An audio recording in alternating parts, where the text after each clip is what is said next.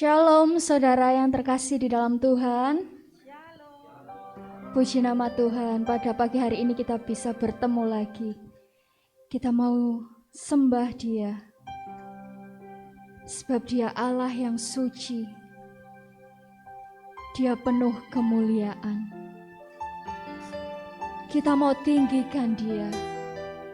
Kita mau agungkan sembah sujud di hadapan-Nya.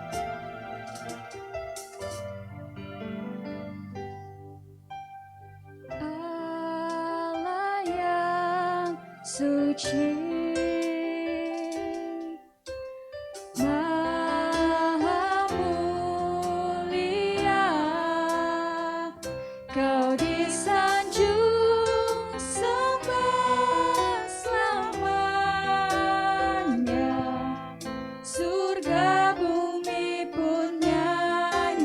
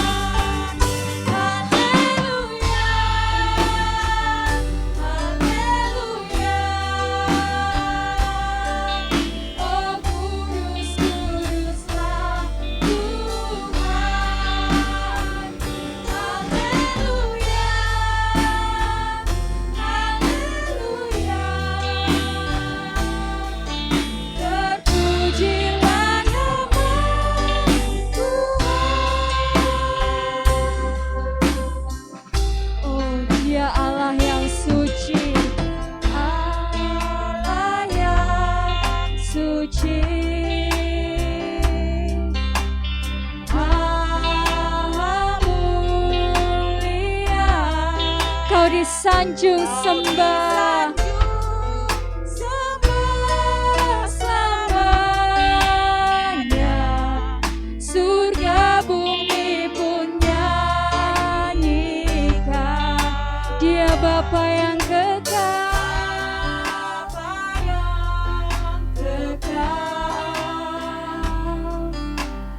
Maha kuasa. Kau disanjung sembah selamanya. Surga bumi pun serukan. Haleluya, haleluya, haleluya. Oh kudus, kuduslah Tuhan.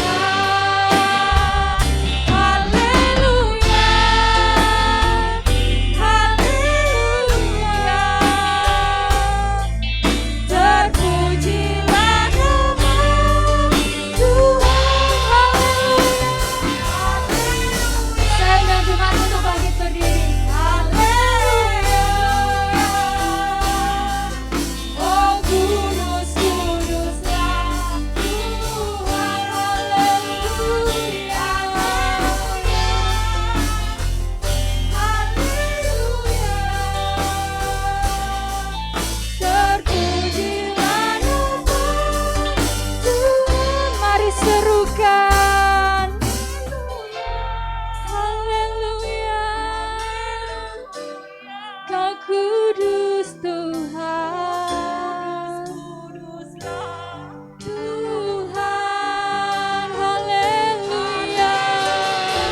Kita mau mengangkat tangan kita, haleluya, terpujilah.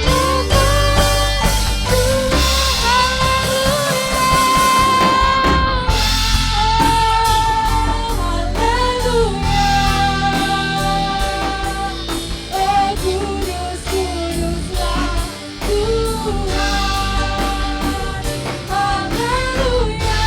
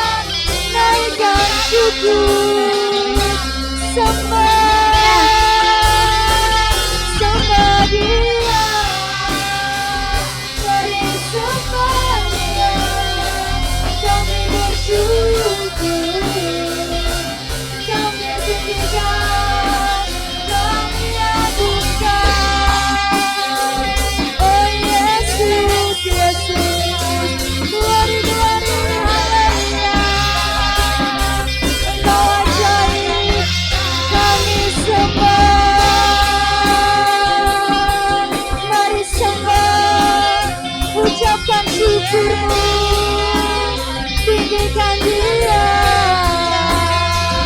Oh, glory, glory, haleluya, haleluya. Terima kasih. Oh, terima kasih. Haleluya. Sembah sucilah. Terima kasih. Oh, glory, glory, haleluya. Rohmu tercurah di tempat ini, Tuhan. Engkau Allah yang suci. Terima kasih, Tuhan.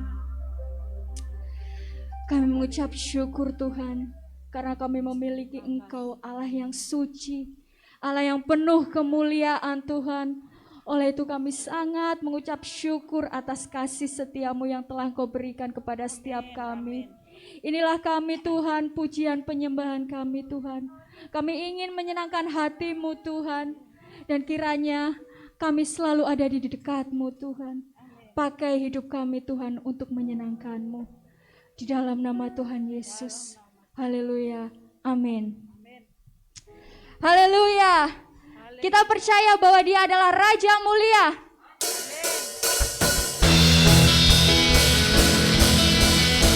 Kita mau nyanyikan betapa hebatnya kuasa Tuhan. Dia adalah Raja pemenang.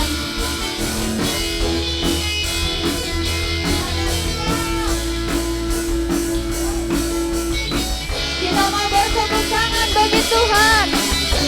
Kita mau menyatakan bersama, Dia telah menyatakan hebatnya kasih-Nya yang selamatkan kita. Bahkan Dia beri kuasa bagi setiap kita yang mengandalkan-Nya. Hanya Yesus Tuhan, dahsyat berkuasa, Sang Raja pemenang yang memerintah. Tak ada yang dapat menggagalkannya. Dia bangkit dan hidup untuk selamanya. Sorakan, oh, oh, oh, oh, oh, oh. Dia telah menyatakan hebatnya kuasa-Nya yang menjaga kita. Bahkan Dia beri kuasa untuk menghancurkan semua pendapat kita. Hanya Yesus, dahsyat berkuasa, Sang Raja pemenang yang memerintah. Tak ada yang dapat menggagalkannya. Dia bangkit dan hidup untuk selamanya. Sorakan, Yesus Tuhan, dahsyat berkuasa, Sang Raja pemenang yang memerintah. Tak ada yang dapat menggagalkannya. Dia bangkit dan hidup untuk selamanya. Sekali lagi, hanya Yesus, dahsyat berkuasa, Sang Raja pemenang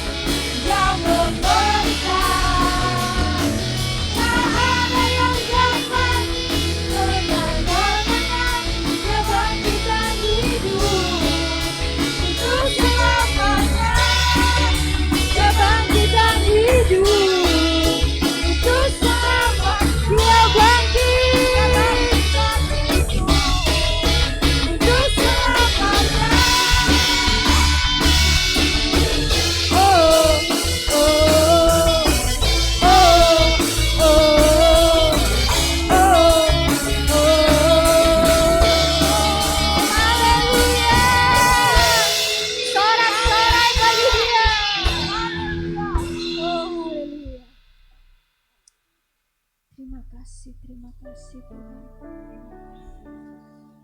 Haleluya. Biarlah roh-Mu Tuhan yang selalu menghidupi kami semua dan mengambil alih seluruh hidup kami Tuhan.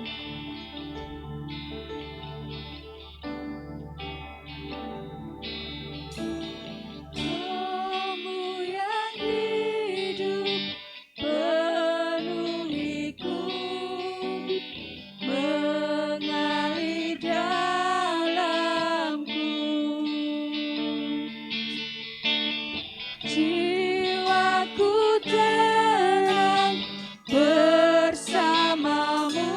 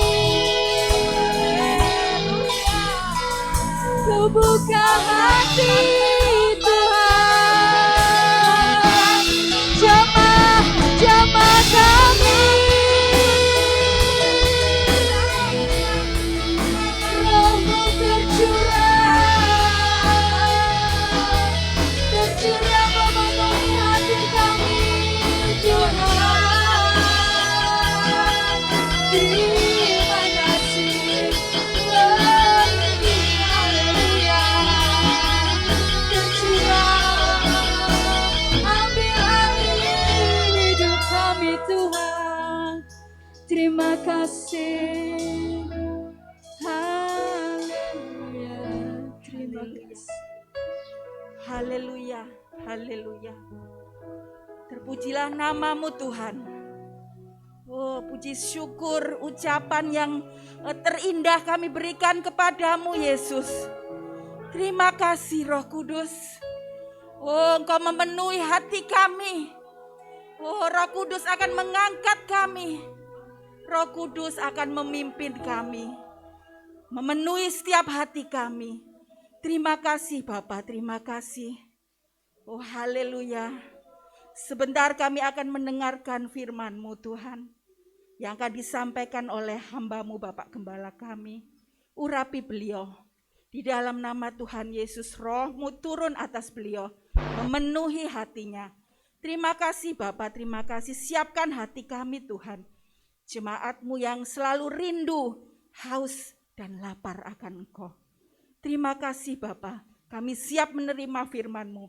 Di dalam nama Tuhan Yesus yang percaya katakan, amin. Oh haleluya, puji Tuhan. Silakan duduk Bapak Ibu Saudara.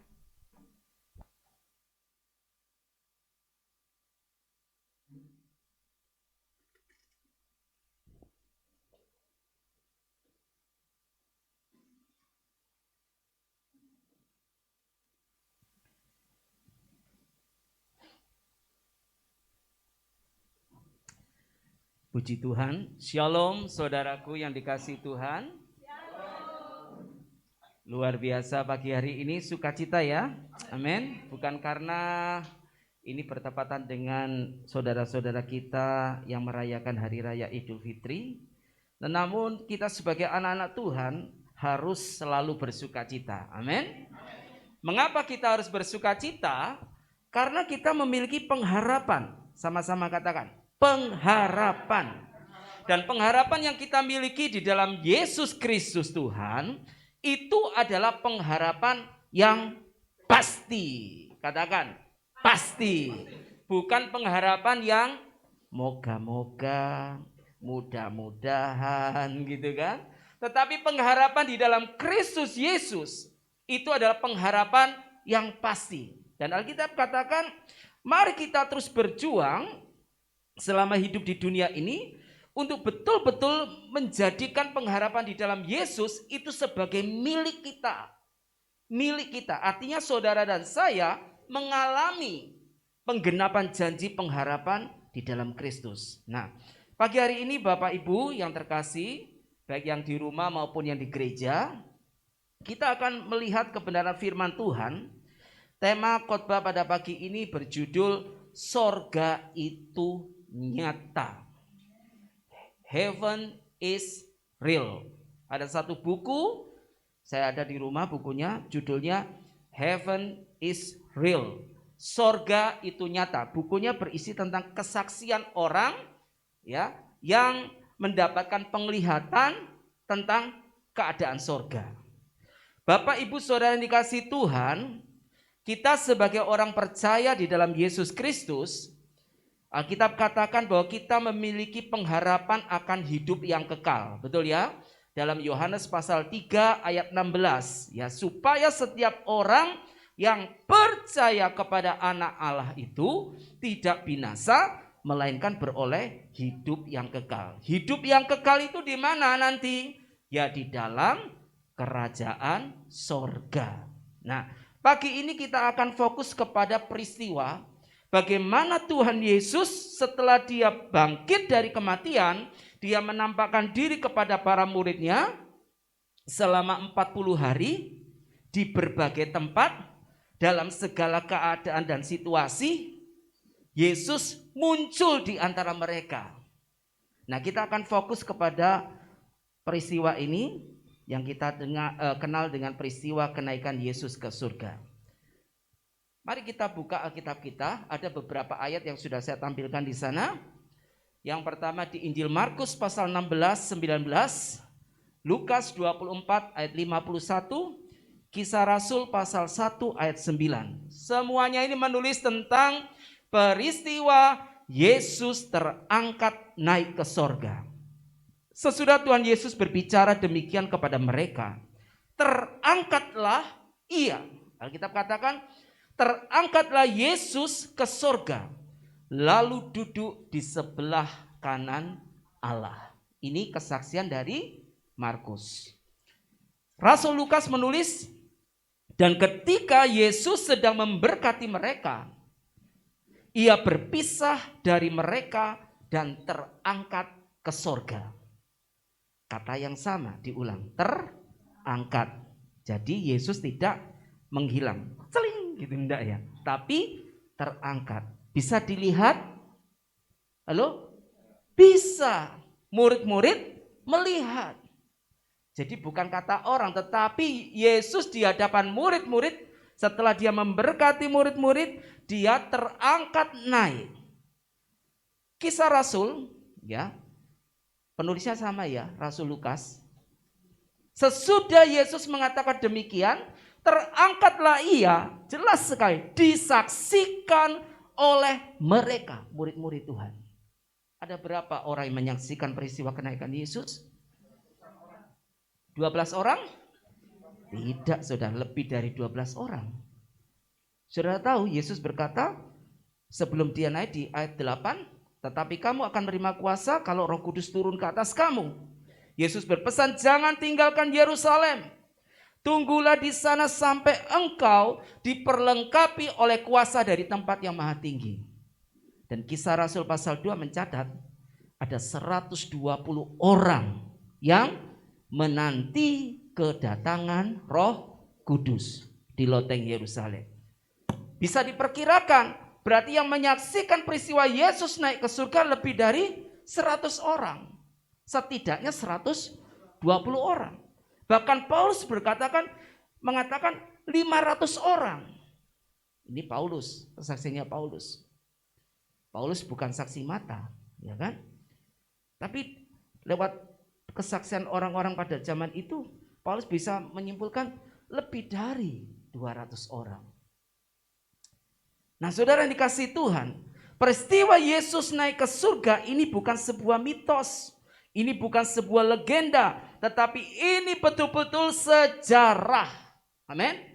Betul-betul peristiwa yang terjadi bahwa 2000 tahun yang lalu sebelum ada teknologi manusia bisa terbang, ya, sebelum ada teknologi ada roket pendorong, ya. 2000 tahun yang lalu kuasa Allah dinyatakan, Yesus terangkat naik ke surga. Sebelum ada tokoh superhero, Superman, Superman, Superman, Iron Man gitu kan. Sudah ada orang yang naik ke atas. Dan itu real. Nyata disaksikan oleh banyak orang. Bukan kata orang, tapi banyak orang. Nah, Bapak Ibu Saudara dikasihi Tuhan, jangan ya, oke. Lalu apa yang dijanjikan Yesus sebelum dia naik ke surga? Yohanes 14 ayat 3 mencatat demikian. Kata Yesus, apabila aku pergi ke situ, ke sorga, dan telah menyediakan tempat bagimu, aku akan datang kembali dan membawa kamu ke tempatku, supaya di tempat di mana aku berada, kamu pun berada. Amin. Ini ayat yang sering diucapkan pada waktu ibadah penghiburan, ya kan? Ini tim pelayanan Lazarus, ini ayatnya ini, saudara, biasanya gitu ya. Janganlah gelisah hatimu. Padahal Yesus ngomong di situ bukan pada konteks murid-murid ada yang meninggal. Ini sebuah pengharapan. Pengharapan yang Tuhan Yesus berikan sebelum dia tinggalkan murid-muridnya untuk selama-lamanya. Sampai dia datang kedua kalinya. Ya, bukan selama-lamanya ya. Sampai Yesus datang kedua kalinya. Dan murid-muridnya kan sudah mati semua, ya kan? Yesus katakan, aku tidak akan meninggalkan kamu sebagai yatim piatu. Aku akan minta kepada Bapa supaya dia memberikan kepadamu penolong yang lain, yaitu Roh Kudus. Nah, pagi ini kita tidak fokus kepada Roh Kudus dulu, mungkin minggu depan. Tetapi pagi ini kita fokus kepada janji Yesus. Sorga itu nyata. Amin. Ayo sama-sama katakan, sorga itu nyata. Bukan Bukan sorga di telapak kaki ibu, tapi sorga itu ada di bawah apa di atas? Halo? Bawah apa di atas? Di atas, saudara. Nah, ini tadi sempat tak? Hasil survei di Amerika. Kok bukan Indonesia, Pak? Ya, saya hanya menemukan data di Amerika. Nanti kapan-kapan ketemu data di Indonesia. Ya, 52% orang dewasa di sana yakin bahwa neraka ada. 52. Tapi 27% berpikir mungkin neraka itu ada. Mungkin. 76% mengatakan orang percaya tentang adanya surga. Tapi 6% percaya adanya neraka. 48% tempat di mana orang-orang menderita sengsara, siksaan. Neraka itu tempat orang disiksa. 46% mengatakan neraka itu lebih merupakan keadaan duka cita. Jadi neraka itu tidak ada. Kalau Anda menderita duka cita, sengsara di bumi, itu adalah neraka. Ya. Neraka di bumi ini. Di rumah tangga nggak ada damai sejahtera, lalu tulis rumahku nerakaku. Nah, gitu kan. My house is hell. 6% sisanya mengatakan I don't know, tidak tahu. Nah, kira-kira saudara ada di posisi mana? Sorga, neraka itu ada. Amin. Kalau ada sorga, ada neraka. Pertanyaannya, ya, sorga itu diciptakan untuk siapa? Neraka itu diciptakan untuk siapa? Ini kan penting. Karena ini menjadi fondasi iman kita sebagai orang percaya. Bahwa Allah menghendaki supaya semua orang itu diselamatkan. Tidak ada satupun yang binasa masuk dalam neraka. Allah menciptakan sorga, menyediakan sorga sebagai tempat kediaman Allah dan tempat di mana nanti kita bisa berkumpul bersama-sama dengan Allah selama-lamanya. Sedangkan neraka itu adalah tempat penghukuman untuk siapa? Iblis dan para malaikatnya. Ya, iblis, Satan atau setan itu dan para malaikatnya, pengikutnya, bukan untuk manusia. Bukan untuk manusia. Itulah hatinya Tuhan. Pemahaman umum tentang neraka dan surga. Tadi sudah ya, neraka itu tempat penghukuman, ngeri, ketakutan, keadaan terpisah dengan Allah selamanya. Surga itu tempat yang indah, penuh kemuliaan Tuhan, tidak ada kejahatan atau laknat di sana, tidak ada air mata, duka cita, penderitaan, sakit, penyakit. Dan di sana tempat kediaman Tuhan. Nah, Alkitab mengatakan beberapa istilah, saya memperkenalkan ini, neraka itu disebut tempat penyiksaan, Gehenna, Seol, tempat perhentian. Dalam bahasa Ibrani, Tartarus, gua yang gelap, Thanatos, kematian, Abusos, jurang maut, Pulake, itu penjara. Ini ada ayat-ayatnya, cuma panjang kalau dibacakan satu-satu. Sedangkan surga, kita mengatakan surga itu Firdaus. Bahasa Yunani artinya taman Allah. Paradeisos atau paradise. Ya, itu taman yang indah. Terus ada sorga itu Samayim, yaitu inilah sorga yang permanen. Dalam bahasa Yunani Uranos, bukan Uranus. Uranus toko buku. Ya. Uranos itu sorga. Ini beberapa terminologi dalam Alkitab. Nah, perlu saudara ketahui bahwa dalam perjanjian lama sebanyak 56 kali kata ada ayat menulis tentang surga. Tetapi dalam perjanjian baru 178 kali. Pak Gem kok tahu? Ngitung tak? Ya melekan saudara. Ya, sekarang kan zamannya teknologi saudara. Gampang gitu ya. Lewat konkordansi elektronik sudah muncul. Ya. Yesus hadir di dunia ini untuk menyelamatkan orang berdosa. Kenapa perjanjian baru banyak berbicara tentang surga? Karena perjanjian baru itu adalah penggenapan rencana keselamatan bagi umat manusia, betul? Makanya berita yang disamakan surga, ada pengharapan di dalam Yesus, hidup kekal dalam kerajaan surga yang mulia. Sampai 178 kali disebut. Wah, luar biasa saudara. Ini kita lihat ya. Hatinya Tuhan, dia tidak menghendaki ada satupun orang binasa di sana. Berikutnya saudara. Lalu apa yang harus kita ketahui tentang surga?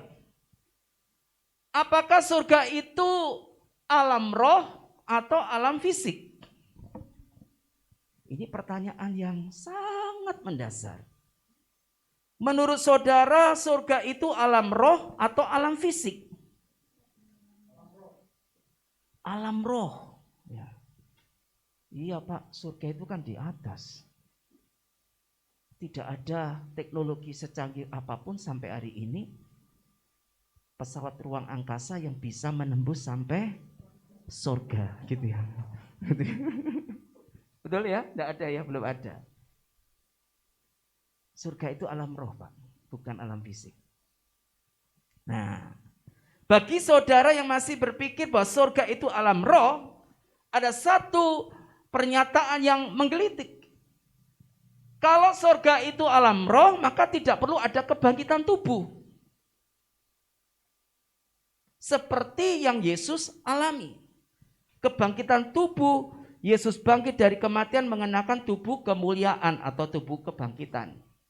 Di Korintus Paulus mengatakan ada kebangkitan tubuh. Dan ketika Paulus ngomong begini, orang-orang mencaci maki Paulus karena pada waktu itu ya, di Korintus itu berkembang satu ajaran gnostik.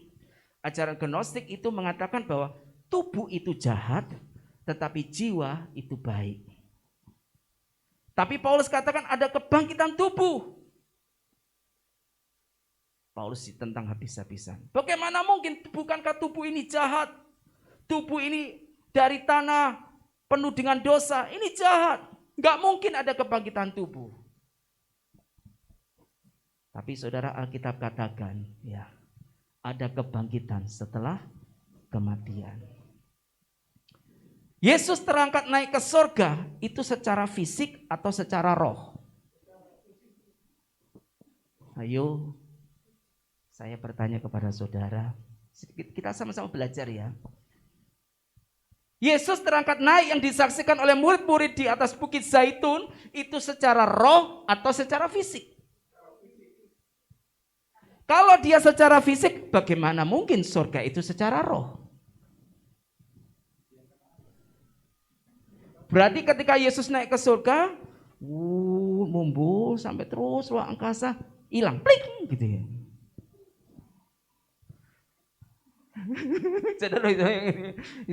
Jadi ada semacam kayak portal begitu, kayak film-film Star Wars atau apa itu, masuk ke gerbang itu, langsung hilang saudara.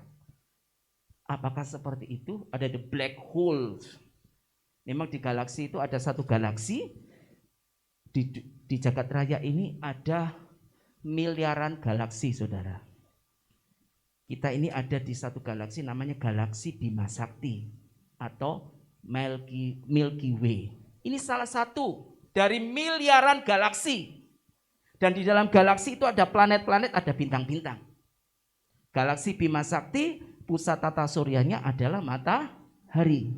Semua planet yang ada di galaksi Bima Sakti mengelilingi matahari termasuk bumi kita. Tetapi ada galaksi yang lain. Ada miliaran galaksi yang lain. Bintang yang saudara bisa lihat di malam hari itu sebenarnya bukan bintang, tetapi itu sebenarnya galaksi yang memancarkan cahaya. Nanti tak tunjukkan petanya ya. Ada namanya Atlas Galaksi. Ini menggelitik saudara. Apakah surga yang Yesus janjikan itu secara fisik atau secara roh? Kalau secara roh, maka peristiwa Yesus terangkat ke surga secara fisik disaksikan para murid. Ini adalah sebuah berita tidak benar alias bohong. Surga sampai hari ini menjadi misteri yang tidak dapat dimengerti oleh pikiran kita. Saya rindu setelah saudara dengar firman Tuhan ini, memperhatikan sungguh-sungguh. Saudara punya gambaran ya, walaupun tidak lengkap. Kita tidak akan pernah lengkap ya. Kita manusia yang terbatas. Tetapi Alkitab akan menuntun kita untuk melihat sorga itu seperti apa.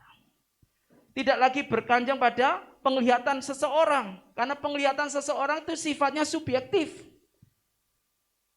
Ya, saya mendapat penglihatan ke surga, subjektif saudara. Apalagi saya diajak jalan-jalan ke neraka, itu penglihatan subjektif. Perjalanan menuju neraka, daripada perjalanan ke neraka mending perjalanan ke surga kok. Ya kan? Ya betul ya. Tapi jemaat seneng gitu-gitu ya. Ya, didongengi gitu seneng. Nah, yang saya sampaikan pagi ini bukan dongeng, tetapi apa yang Alkitab katakan. Saya belum pernah melihat surga, tapi saya mengenal surga dari firman Tuhan. Itu jauh lebih baik.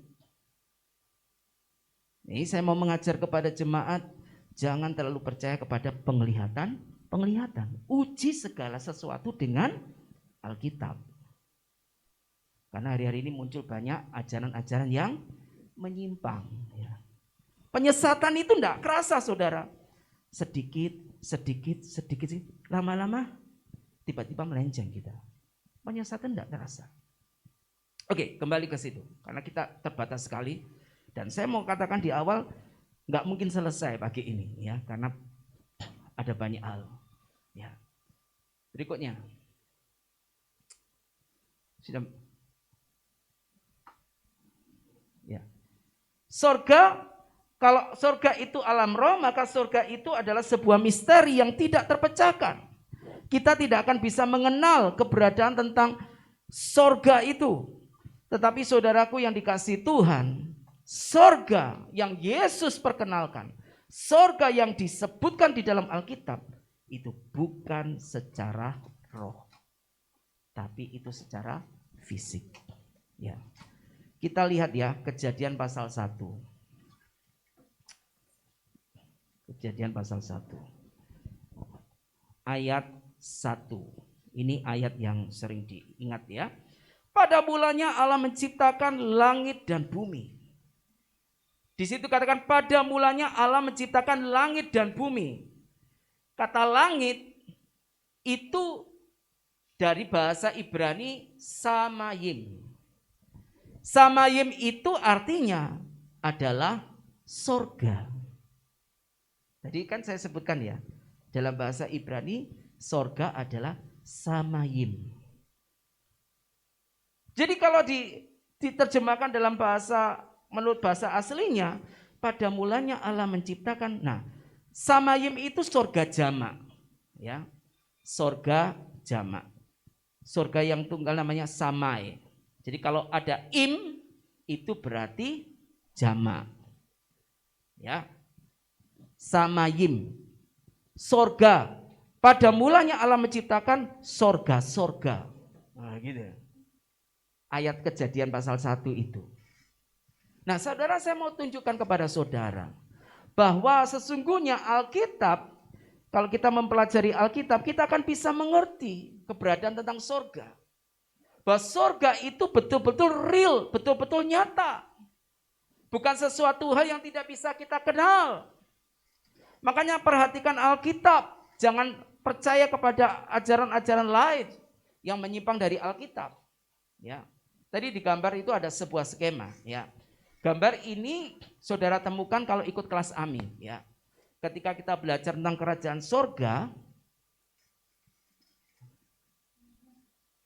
ya, enggak, kecepatan itu. Ya, ini habis. Nah, oke. Sebelum ke sorga, syarat orang bisa ke sorga itu mengalami kebangkitan tubuh, ya. Tadi saya sampaikan di awal bahwa surga itu secara fisik. Yesus bangkit itu pakai tubuh kebangkitan, tubuh kemuliaan, tubuh yang sama yang saudara dan saya akan miliki ketika Kristus datang kedua kalinya nanti. Di mana Alkitab katakan kita yang masih hidup akan diubahkan mengenakan tubuh yang baru, yaitu tubuh kebangkitan atau tubuh kemuliaan. Yesus ketika menampakkan diri kepada murid-murid di Lukas 24, dia katakan, lihat tanganku, kakiku, aku sendiri ini, rabalah aku. Lelek, hantu bisa diraba, tak saudara? Ya kan? Roh bisa diraba? Tidak bisa. Lihat, karena hantu tidak ada daging dan tulang. Berarti tubuh kemuliaan itu ada daging dan tulang enggak?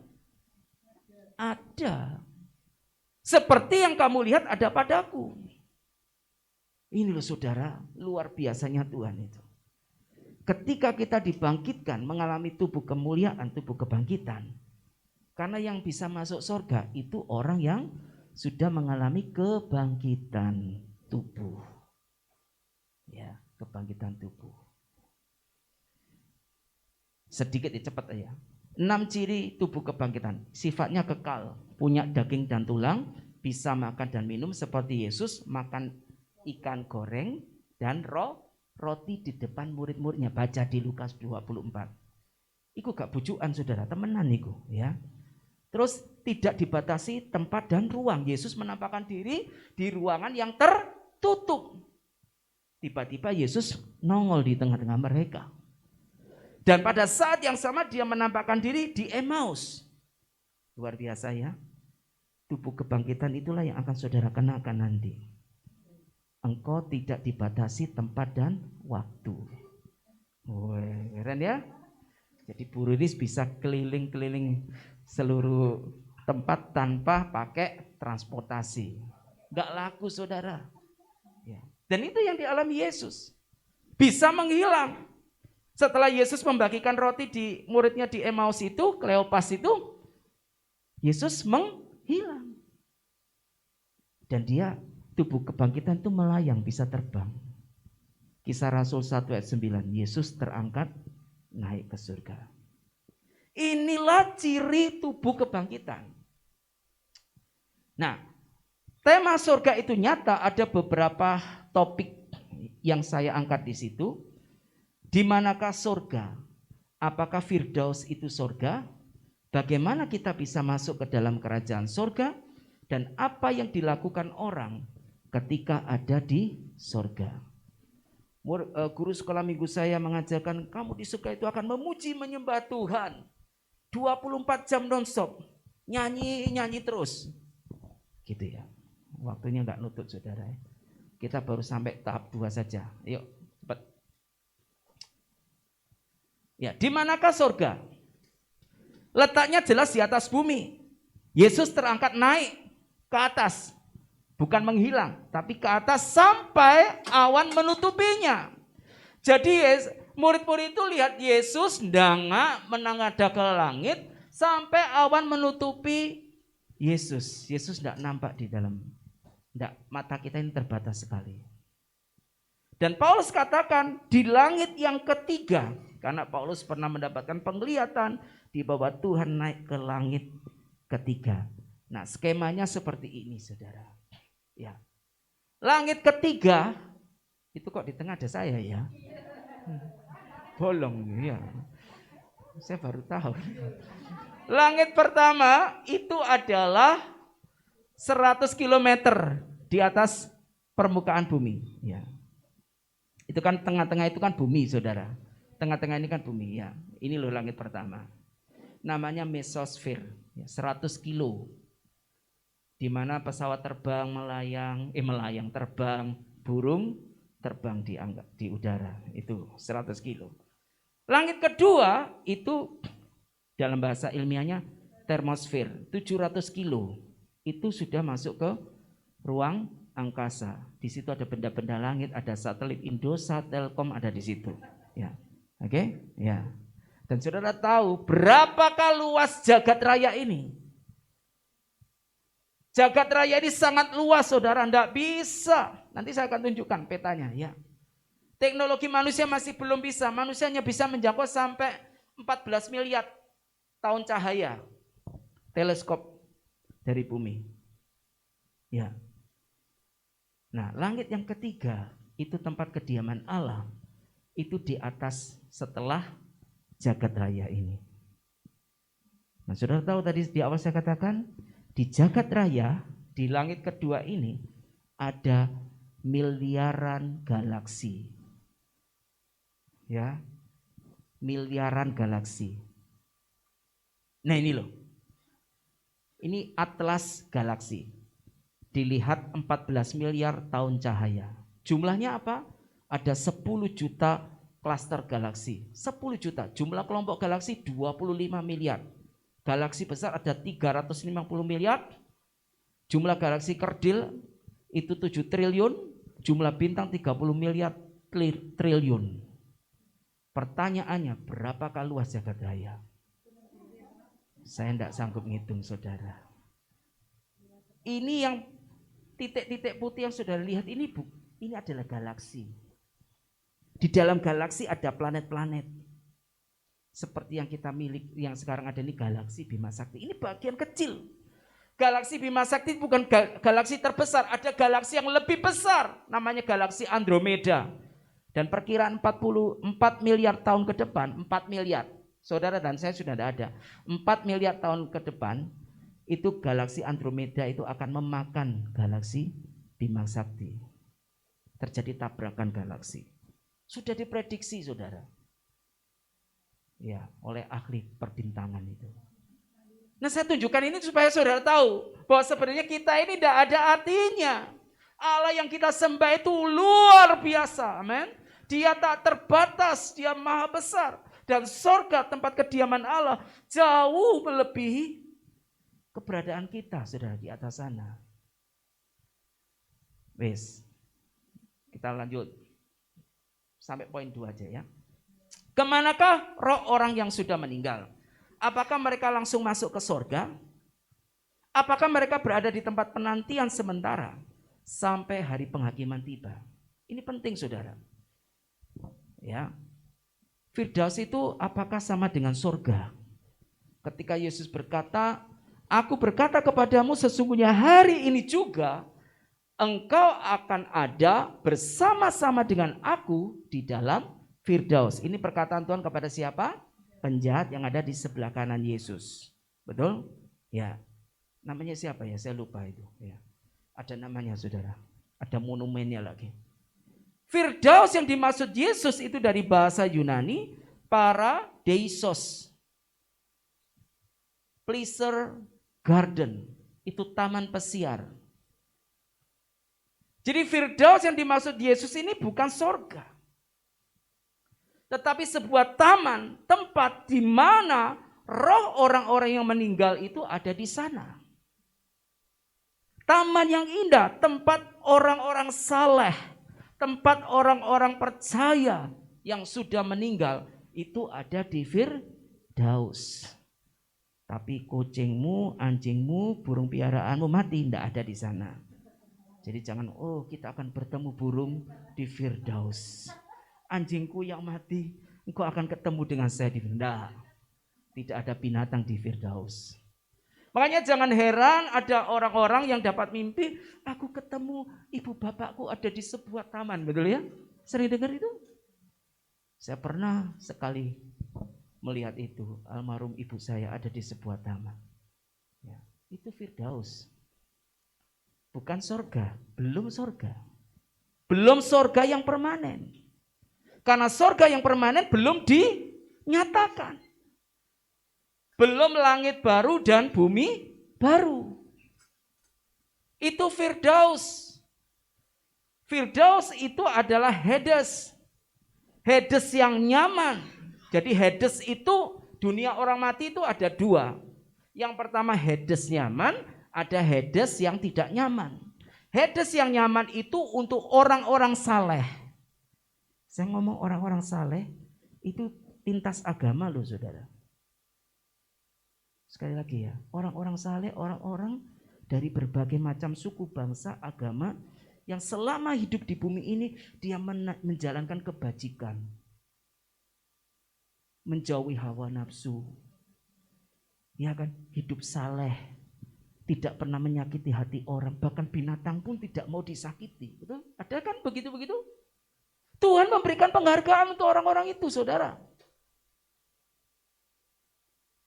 Penjahat itu sempat berbuat baik yang di samping Yesus itu. Halo? Penjahat yang di samping Yesus sempat berbuat baik? Enggak, selama hidupnya dia menyusahkan orang. Tapi dia percaya Yesus itu Raja yang akan datang, Mesias. Yesus katakan, hari ini engkau akan bersama-sama aku di Firdaus. Engkau tamu undanganku. Ya. Jadi tempat roh-roh, ini Hades yang tidak nyaman ya. Ini loh. Tempat penampungan sementara, masa antara kematian dan penghakiman. Di situ berkumpul roh-roh orang yang sudah meninggal, nenek buyut kita, yang kakung kita, yang hidupnya saleh. Saleh loh ya. Hidupnya benar, genah. Dan juga orang-orang percaya yang percaya kepada Kristus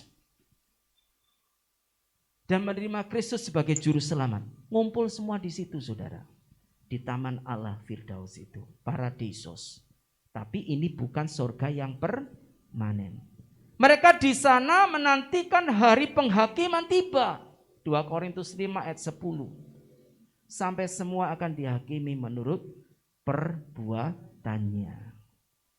Dan ini tempat yang nyaman seperti pengakuan orang kaya. Aku melihat Lazarus di pangkuan Abraham. Ini bukan berbicara Lazarus itu dipangku oleh Bapak Abraham. Bapak Abraham itu mati umur 175 tahun. Mangku Lazarus. Saudara nggak bisa bayangkan? Aneh kan, lucu kan?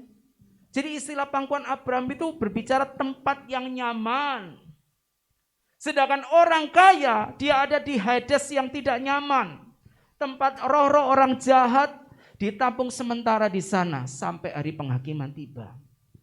Dan ini bukan neraka yang permanen. Oke, nangkep ya. Mereka masih memiliki kesadaran seperti orang kaya. Aku haus, Lazarus, celupkan jarimu di air, teteskan. Mereka merasakan kehausan, panas, tidak nyaman. Kata kepanasan itu menunjukkan ketidaknyamanan di sana. Jadi bukan disiksa. Seperti itu, saya melihat iblis menyiksa orang yang suka ngomong kotor, lidahnya disetrika. Yang suka lihat film porno, diculek matanya pakai linggis. Saudara, Alkitab tidak pernah mengajarkan demikian. Istilah Yunani itulah gua-gua yang gelap, Tartarus, Abusos, jurang maut. Penjara, yaitu jiwa-jiwa yang terpenjara, itu ada di Hades yang tidak nyaman. Pertanyaannya, saudara mau di Hades nyaman atau tidak nyaman? Kalau mau di sana, ya ayo kita yang sudah mengenal kebenaran, hiduplah sesuai firman Tuhan. Hiduplah saleh. Pak, aktivis gereja tapi suka bujokan, suka ya utang gak tahu bayar gitu. Itu masuk Hades nyaman apa Hades tidak nyaman, Pak? Pertanyaannya, itu termasuk orang saleh apa salehu? Iya kan, itu masuk gitu. Itu termasuk orang saleh bukan menurut saudara? Dia majelis gereja, Pak. Oh, tapi Pak kalau marah istrinya dikaploki sampai biru kabeh. Kira-kira itu termasuk orang saleh atau bukan orang saleh? Kalau mati itu Hades nyaman atau tidak nyaman? Karena dia majelis pendeta yang khotbah, saudaraku, dia adalah majelis, sekarang dia meninggal. Tuhan sudah menyediakan tempat bagi dia. Batinku, Hades tidak nyaman. Berani saudara yang khotbah di kedukaan begitu? Saudara yang meninggal ini nasibnya jelas ada di Hades yang tidak nyaman. Karena sepanjang hidupnya dia melukai banyak orang, menyakiti hati orang lain.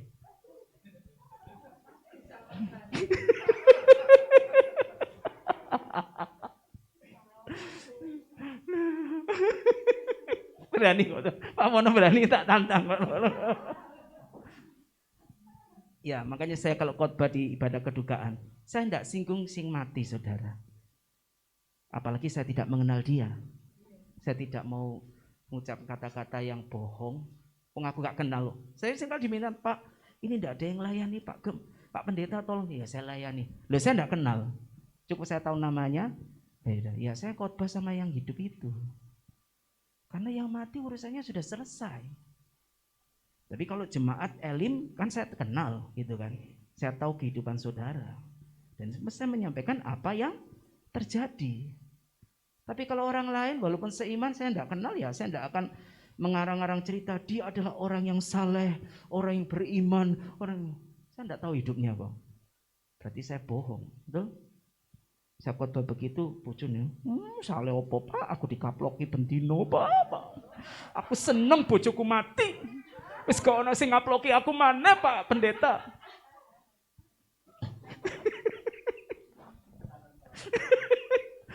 Bebanku terlepas gitu ya. Sekarang saya sudah bebas gitu. Nggak bisa saudara. Pagi ini saudara enggak selesai karena waktunya cuma 30 menit. Ya. Tapi setidaknya saudara punya gambaran bahwa sorga itu benar-benar ada. Nanti kita lanjutkan lagi. Ya. Kita sampai kemana orang yang mati. Yang mati di dalam Kristus itu ada di tempat yaitu Hades yang nyaman, Firdaus yang Allah sediakan. Asalkan dia selama hidupnya dia melakukan perintah Tuhan. Tapi walaupun dia orang Kristen, pejabat gereja, hamba Tuhan sekalipun, tapi kalau semasa hidupnya dia banyak melukai hati orang lain, perkataannya tidak membangun malah membinasakan orang, gitu kan? Sepak terjangnya ini pendeta apa pendekar ini? Sikut sana, sikut sini.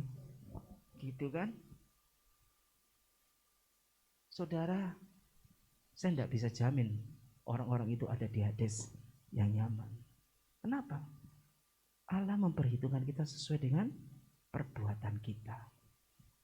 Perbuatan kita ini adalah refleksi dari iman kita. Makanya Yesus katakan, kamu mengatakan, aku mengasihi Tuhan, tapi kamu membenci sesamamu. Engkau adalah pembunuh manusia. Di 1 Yohanes katakan demikian. Puji Tuhan, biarlah firman Tuhan pada pagi hari ini setidaknya membuat saudara gelisah. Ya. Pulang Anda tidak damai sejahtera. Mulai mikir, waduh Pak, lek ngene aku tak hati-hati temen. Nah itu kan mulai mikir ya. Tapi kalau saudara, salah. Tuhan masih jauh Pak. Saya masih muda. Saya mau senang-senang. Ya terserah Anda. Keputusan ada di tangan kita masing-masing. Tapi kalau kita tahu bahwa ada pengharapan di dalam Yesus, surga itu menjadi milik kita. Tuhan sudah sediakan. Ya saya mau berjuang berlomba-lomba ke sana. Setidaknya mulai pindahkan hatimu ke surga. Amin. Tuhan memberkati. Mari kita berdoa.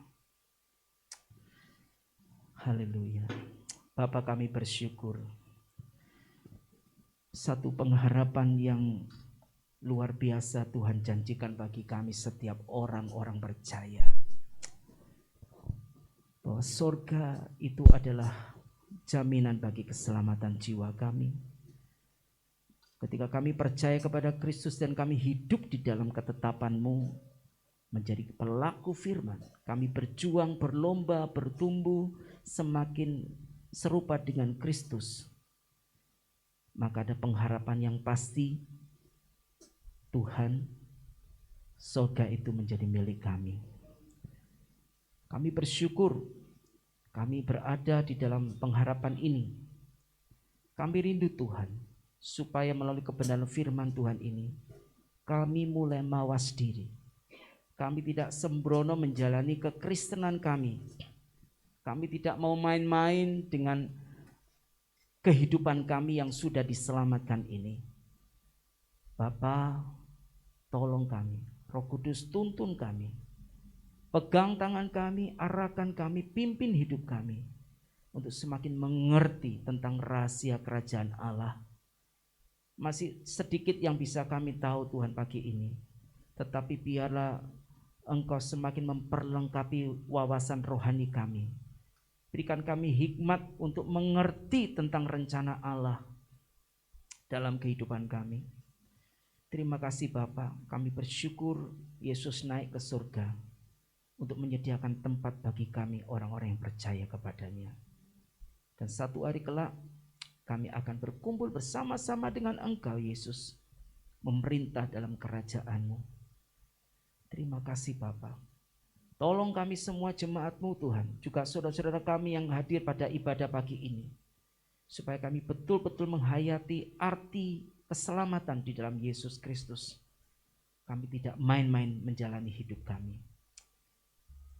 Dalam nama Tuhan Yesus kami bersyukur. Amin. Dan memberkati.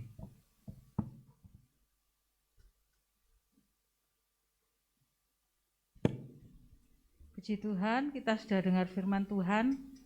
Ya, seperti yang firman Tuhan tadi dikatakan ya. Ayo kita mulai berpikir kemana kita akan pergi nanti. Puji Tuhan. Warta gereja, saya akan sampaikan warta gereja pagi hari ini, Minggu tanggal 16 Mei 2021. Yang pertama, nanti sore ada sekolah minggu ceria pukul 5 sore melalui Zoom meeting. Mari kita ajak anak-anak kita, keponakan kita, cucu kita untuk ikut dalam sekolah minggu ceria ini. Yang kedua, hari Rabu tanggal 19 Mei 2021 kita bertemu lagi dalam doa malam. Pemimpin penyembahan Saudari Tiara, renungan Bapak Petrus ya, saomah nih saudara. Siapa Petrus?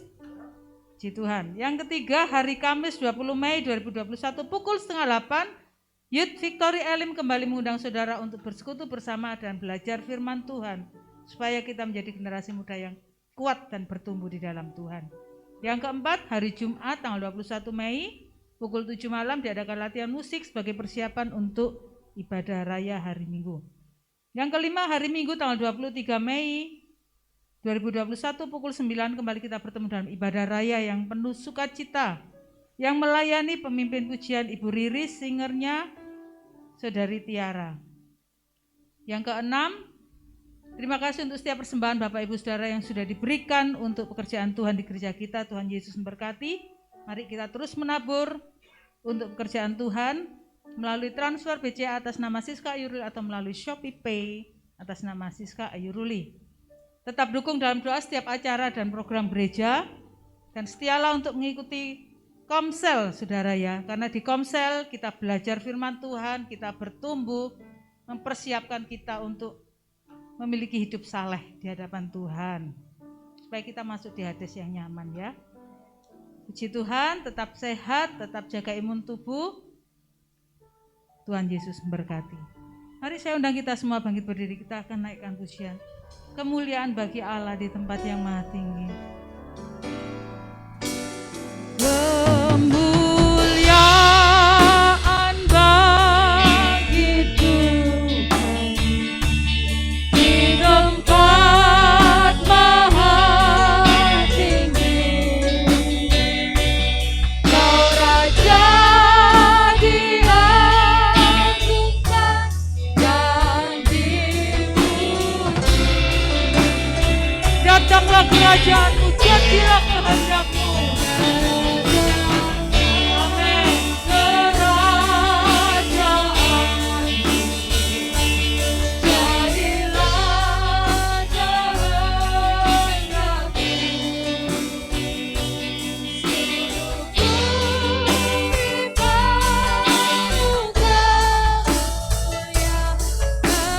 Sekali lagi mari katakan kemuliaan.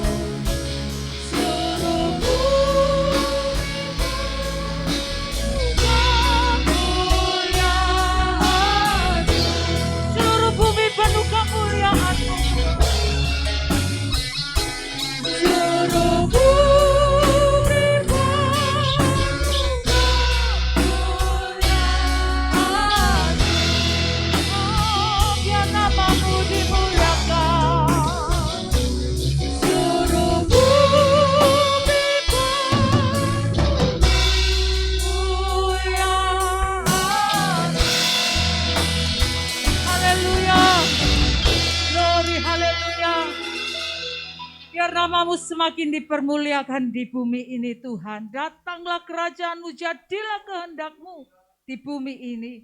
Tolong kami Roh Kudus untuk kami hidup sebagai ciptaan yang memuliakan Tuhan. Ciptaan yang menyenangkan hati Tuhan di dalam kehidupan kami sehari-hari Tuhan. Terima kasih untuk kebenaran firman yang sudah kami dengar. Membuat kami semakin waspada di dalam kami menjalani hari-hari kami. Kami tidak mau Tuhan menjadi orang-orang yang tertinggal. Kami tidak mau Tuhan menjadi orang-orang yang tidak masuk di dalam kerajaan sorga. Tapi kami mau Tuhan menjadi orang-orang yang saleh, orang-orang yang hidup melakukan kehendak Tuhan, hidup seturut dengan firman Tuhan. Terima kasih Bapa, terima kasih. Kami mengucap syukur untuk ibadah pagi hari ini. Kami menyerahkan bangsa kami Indonesia. Kami menyerahkan kota kami Surabaya. Kami serahkan hidup kami, keluarga kami. Kami serahkan ke dalam tangan kuasa-Mu Tuhan. Mari Engkau hadir, Engkau ada atas bangsa kami. Engkau hadir, Engkau ada atas kota Surabaya. Engkau ada di dalam keluarga kami Tuhan. Sehingga keluarga kami ada damai sejahtera, ada sukacita di dalamnya. Engkau juga hadir di dalam hidup kami. Terima kasih Bapa, terima kasih. Kami mengucap syukur kepadamu bahwa kami jemaat-Mu semakin bertumbuh di dalam Tuhan. Semakin berakar kuat, bertumbuh kuat di dalam Tuhan. Untuk kami hidup memuliakan nama Tuhan. Setiap hari-hari kami Tuhan, mungkin kami menjalani dengan berat, tapi kami mau tetap pandangan kami tertuju kepada Engkau. Kami mau tetap fokus kepadamu Tuhan, karena hanya Engkaulah kekuatan kami. Engkaulah pengharapan kami. Engkaulah penghibur di dalam hati kami. Sehingga beban yang berat itu tidak akan terasa berat. Karena Engkau ada bersama dengan kami. Bahkan itu menjadi berkat buat kami. Untuk kami semakin naik level. Untuk kami semakin bertumbuh di dalam Tuhan. Terima kasih Bapa. Kami mengucap syukur. Kami menyerahkan doa kami. Hanya di dalam nama Tuhan Yesus. Haleluya. Engkau menguatkan setiap hati kami Tuhan. Anak-anak-Mu yang hari-hari ini mengalami banyak ujian, mungkin penderitaan atau pergumulan hidup. Roh Kudus, Engkau memberikan pertolongan dan kekuatan kepada setiap kami untuk melewati setiap proses pendewasaan iman. Kami mau Tuhan terus setia mengikut Engkau.